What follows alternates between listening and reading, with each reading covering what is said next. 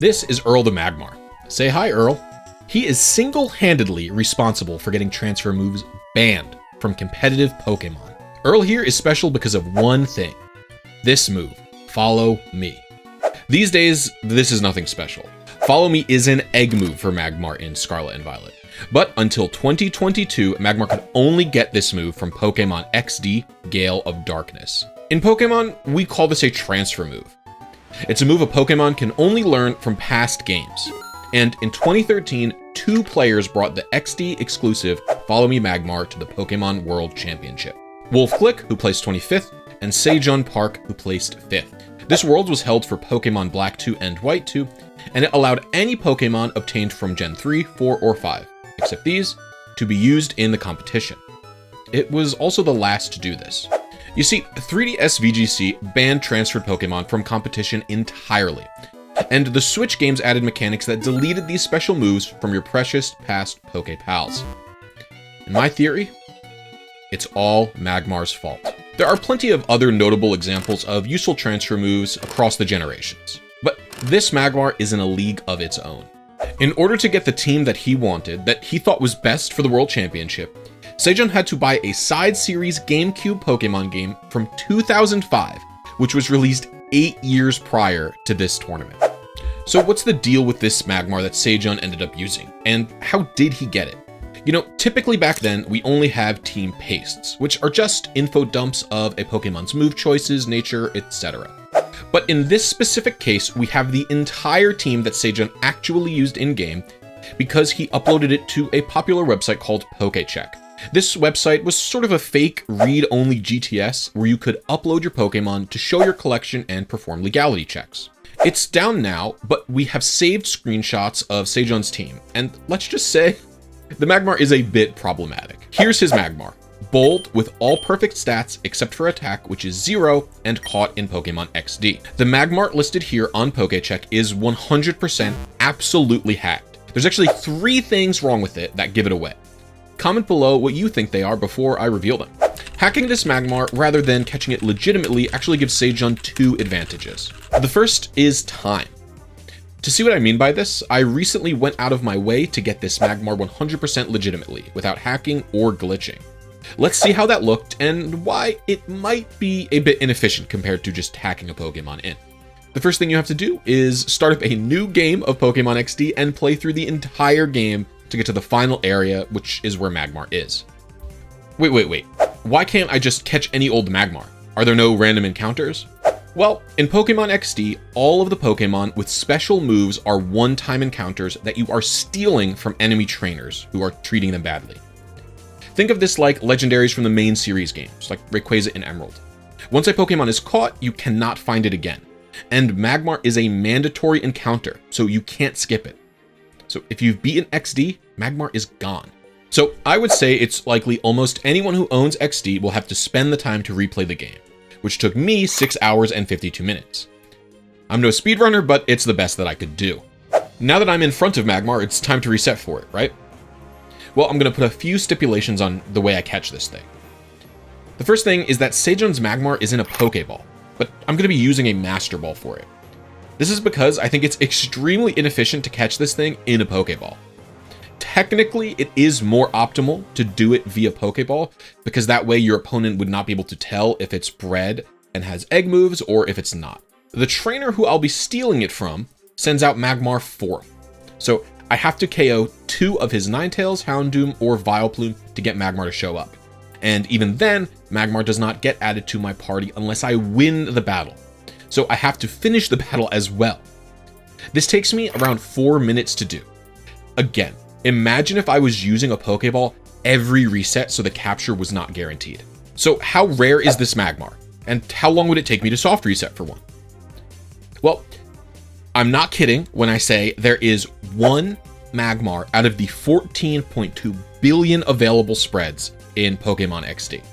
There's one. There's a 1 in 14.2 billion chance of this showing up. Not an exaggeration. If I was to soft reset at roughly 4 minutes per reset to get a 50% chance of having caught a Magmar with this stats, it would take me 16,000 years, okay? I don't think anyone has that kind of time, all right? So there has to be a better way, right? And there is, and it's the second stipulation that I mentioned. And PokeCheck actually shows you what it is. That's right, I'll be using RNG manipulation to snag this Magmar. But actually, isn't RNG manipulating cheating?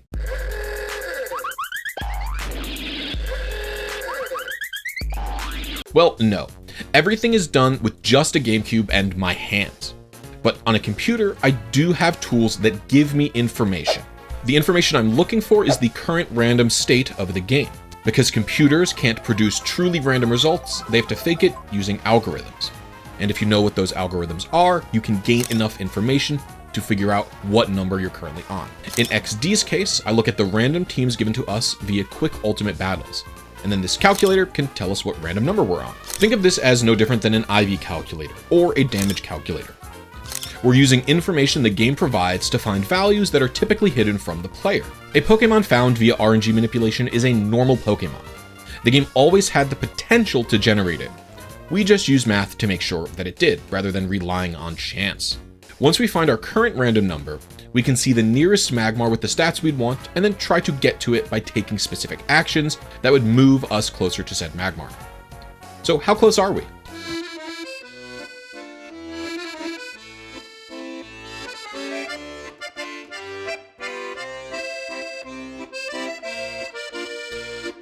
Okay, we're not going to wait that long for one Magmar, right? Of course not. The random seed will change if we reset the game, so that's what I have to do. I reset and I find my initial position over and over and over again until I get something relatively close. I typically looked for something in the 1 to 3 hour range, but I would take something longer if I had to. Eventually, I find one. The wait? An hour and a half. And yes, that is close. But how do we get to it? What actions do we have to take for that hour and a half wait to work? Well, in most cases, XD's random number generator only changes when it's called for by the game, when something random needs to happen. Like, say, generate a team for a quick battle. But there are certain things that can cause the RNG to change every second, and one of those is being in a battle. Presumably this is to make the luck extra random, so the game moves it forward passively. But I'm not going to just do any old quick battle. I'm going to do a group battle with 4 Moltres. I've actually got a second GameCube memory card with a completed copy of XD on it that I traded 2 Moltres into. So I'll load that save file up and have it battle a GBA game that also has 2 Moltres in it. Moltres' particle effects from generating its fire also advance the RNG. So doing a battle and having the 4 Pokemon be Moltres advances the RNG even quicker than usual. So I wait an hour and then I switch my memory card back to the playthrough one that's saved in front of Magmar. At this point I am close, but not the exact distance I need to be from Magmar. There are some micro adjustments I can do in order to get myself closer. Hitting yes on the title screen with no memory card inserted moves the RNG forward by 1009. Saving after changing rumbles will move it forward by 40. Loading the game will be moving it forward by 16, and this always happens, so I have to account for it no matter what. And lastly, Michael doing a little dance here moves it forward by 2. Using a combination of all of these techniques, I get to exactly where the Magmar that I want is. I start the battle, and it's not the one I want. Why? What happened? Well, the RNG is 10,000 places forward compared to where I wanted to be. What happened? Did I do something wrong? No, not really. I got screwed over by this animation. This animation moves the RNG forward a variable amount when the battle begins. The amount changes because the game is loading information for the arena, the NPC, the Pokemon, and a few other things in the match as the battle starts. Depending on how long it takes the game to fetch these things, the animation, which advances the RNG 9,600 times per frame, will be shorter or longer. For a while, there's been a known technique to stabilize this, where you do a battle first, then fight the Pokemon that you want. I previously thought that this would completely stabilize things and give you a set amount of advances every single time. However, now I know that actually, depending on how you stabilize, you will not necessarily be consistent 100% of the time. So for this first attempt, I thought that doing the Moltres battle would make Magmar consistent, when in reality, after a bunch of testing, I experienced about a 90% success rate of stabilization. Further testing reveals that this is because the Moltres battle does not load all the same assets as the Magmar battle. The best way to stabilize this intro animation is to battle another trainer in the same map location as Magmar. But Magmar has none, so I have to stabilize using Moltres and hope I get lucky. Okay, so what now? Well, I redo it. But that took me like all day. I mean, literally, this was 6.5 hours of both trying to catch this Magmar, resetting for the initial seed, and then testing when things went wrong. So, right as stream was about to end, I found another Magmar that would take about 9 or so hours to reach. So I started doing the Moltres advances as I went to sleep, and I paused them as I woke up to do a manip the next morning. Then the rest is the same as before. Do the smaller advances, and I get into a battle. Wrong Magmar again. Did the intro mess me up? No. I hit my calibrated advances that I would expect, but I was literally one off. What happened this time? You're never gonna believe this, but it was the camera in battle. The game randomly decides the starting angle for the camera for the battle as it loads. The game also remembers the last 2 camera angles it used in a battle. So if your stabilization battle's final 2 angles happen to be what your actual battle wanted to start with, the game will advance the RNG to make sure that it uses a different one. So luck screwed me over again for a 9-hour wait. And to make things even worse, I reset again for 3 or so hours, and the closest Magmar that I found was a 5-hour wait.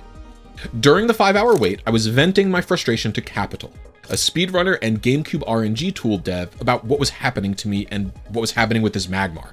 He explained both the camera issue and the stabilization issue to me, and gave me a solution for the camera one. There's actually 3 camera angles that are not valid at the start of a battle, so if you can end your stabilization battle with one of them, you won't have to worry about the camera messing you up. It looks like this, a slow zoom in on the Pokemon.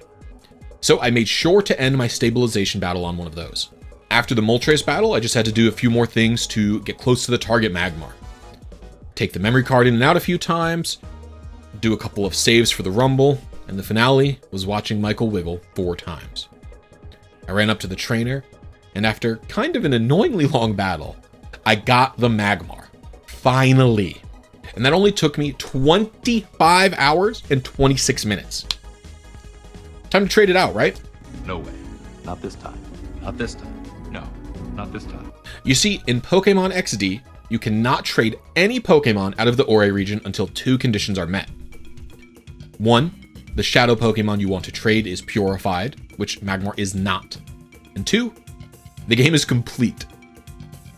So I have to beat the rest of the game if I want this Magmar in my Emerald. Luckily, as I previously mentioned, Magmar is near the end of the game. So I finish the game, and then I head off to purify the Magmar. Purification is kind of complicated, but the short of it is I need to get this bar, where the XP points usually are, to be 0. So I spend all of this game's money on colognes, which lower Magmar's bar by a set amount each time. After like 35 cologne sprays, Magmar is at 0, and I can purify him at this statue. I nickname him Earl, and I trade him to my copy of Emerald. That only took 28 hours. We're done, right? You'd think, but we actually now have to undergo the process of transferring this Magmar up to Gen 5. This takes a little more time, and we're basically done. Although, in reality, Magmar needs to be EV trained, get all its moves besides Follow Me, and to be leveled up to 50. But we can ignore all of that for now. If you want to see what that's going to be like, stay tuned, as I'm going to be fully replicating the rest of Sejun's team on stream right here on YouTube in the coming weeks. It'll also eventually be a video where I show you what team building in Black and White 2 looks like. Anyway, Magmar took me 29 hours and 36 minutes to catch and transfer. Here's how long it takes me to hack the Magmar. Bit of a time save, wouldn't you think? And imagine if this wasn't RNG Minute. Hey, wait a minute. These 2 Magmars aren't the same. Why does the one that I caught have a lower special attack stat? Well, that's actually the second issue that hacking causes.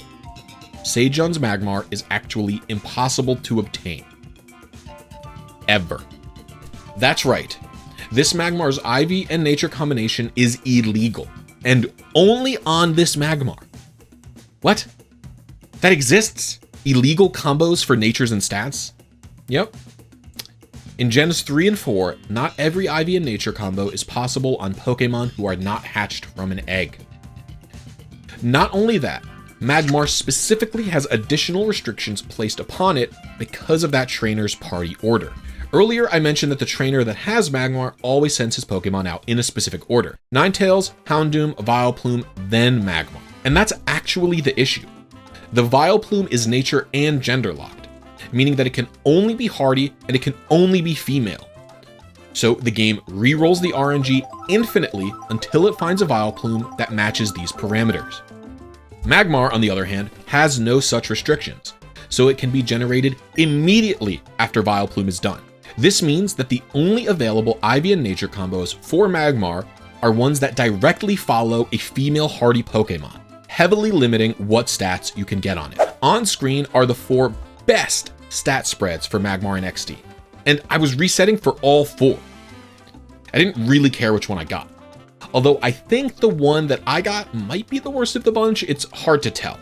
What's funny about this is that whoever hacked this Magmar was smart enough to know they should look for a legal XD, IV, and nature combo, but didn't know about this additional restriction that Magmar had. I'll also reveal the other issues Magmar has now as well. If you look at its original trainer gender, which is the gender of the trainer who caught it, you'll see that it's female. This is impossible in Pokemon XD. You can only play as this dweeb, who is male. The Trainer ID and Secret ID combo is also not possible to hit in XD. These other 2 things are just kind of funny mistakes, especially the OT gender one. But the IV is a serious problem. Sejun undoubtedly had a stat advantage because he hacked. Not only that, no one on Earth could have this Magmar even if they were the luckiest player in the world. But did it matter? Well, let's see. I did some damage calculations against some of the various top teams at Worlds to see what the differences could be. And why all this fuss over a Magmar anyway? It's not even evolved. The Magmar I got has 3 compromises compared to Sejun's. My defense is lower, and my special attack is a lot lower. Defense in general is not going to be a huge difference. It's 1 point. I have a 30, he has a 31. I did several damage calcs against physical attacking threats in the meta and failed to find one calc that changed more than 2 or 3 points of damage. So far, these are all small potatoes. Yes, the lower defense could matter if you survive with the extra 3 HP you gained, and that's actually unacceptable. But the real issue is what's next. My Magmar has a special attack IV of 25 compared to Sejun's 31. And not only that, special attack is one of the main reasons to use Magmar in this format. In VGC 2013, you're using Magmar because of the move Follow Me. This allows it to redirect attacks from the other Pokemon on the field to Magmar, who, with the item Eviolite, is actually quite bulky. However, Magmar has competition in this role from both Volcarona and Amoonguss, who can use Rage Powder. Now, I didn't play this meta at the time, I was a Smogon player, and I haven't revisited it to see what it's like, so I don't know much about the meta. So I asked my friend Mosquito to help me out insofar as what is Magmar doing here, and why would the special attack stat matter? You see, Amoonguss is the best general redirector in this format, but it lacks damage, so certain teams want to run Volcarona or Magmar, depending on what they need. This is pretty key. Magmar running Overheat is not some afterthought. It's running it to deal damage because that's why you use it instead of Amoonguss. And you're picking Magmar over Volcarona because it's not weak to flying moves. So if we had to lower the damage like I did, then Magmar can lose out on some KOs. Check out the examples on screen. Mamoswine 2-hit KO becomes a coin flip, Tornadus becomes a coin flip from being in your favor, and so does Thundurus. On top of all of these examples, your general damage is reduced by around 2 to 3% with each Overheat for neutral hits.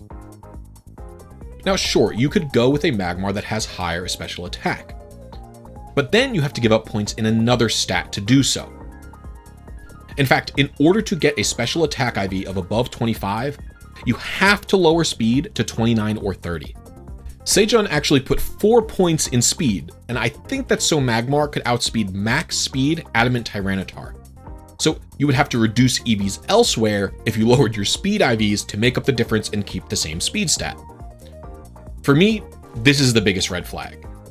Maybe you could EV Magmar to get similar results to what Sejun had if you compromised speed IVs, and then you took EVs from elsewhere. But the point is that you could not have had the exact Magmar that he has ever, not without compromise. I'm usually pretty charitable towards the people who make these teams, and I'd have to say that Sejun's play probably mattered more than the Magmar's enhanced stats. But combined with how difficult it would be to actually get this Magmar from XD without hacking or RNG manipping, and the impossible stats that he had, I think this led to him having an advantage over other players, full stop, because he hacked. I actually think the biggest sin here is having a Magmar from XD at all, considering how awful resetting for it legitimately would be. Lots of people like to say, well, everyone hacked back then, so it's fine. First of all, I know for certain not everyone did. There's multiple confirmed cases of players using RNG manips or just normal breeding and resetting to build teams. Maybe these players didn't consider Magmar an option for their team because of how difficult it would be to get, or because it couldn't have perfect stats if they knew what the RNG was leading to. These players, because they didn't break the rules, had a disadvantage. And yes, hacking culture was very prevalent back then. But I don't know, should it be? Shouldn't we be able to play a fun, competitive game with just the cartridge we buy? Why do we have to jump through all these hoops? Both the hoops to hack, like buying an action replay or going into a server and doing a bunch of stuff to get it traded to you, or the hoops to get a good Pokemon without it. I think it's pretty clear that Game Freak and the Pokemon Company International were not happy with a Pokemon like Magmar, an old XD exclusive move Pokemon, getting even 2 uses in their World Championship. Because the very next games, X and Y banned both transfer Pokemon and transfer moves for almost a decade. In all of Gen 6 and 7, you could only use Pokemon on your team if they had the mark of their region. It was the shape of Kalos for Gen 6 and a cross for Gen 7. A Pokemon without these marks in those gens were considered illegal. It's the same in Gen 8, but with one small change.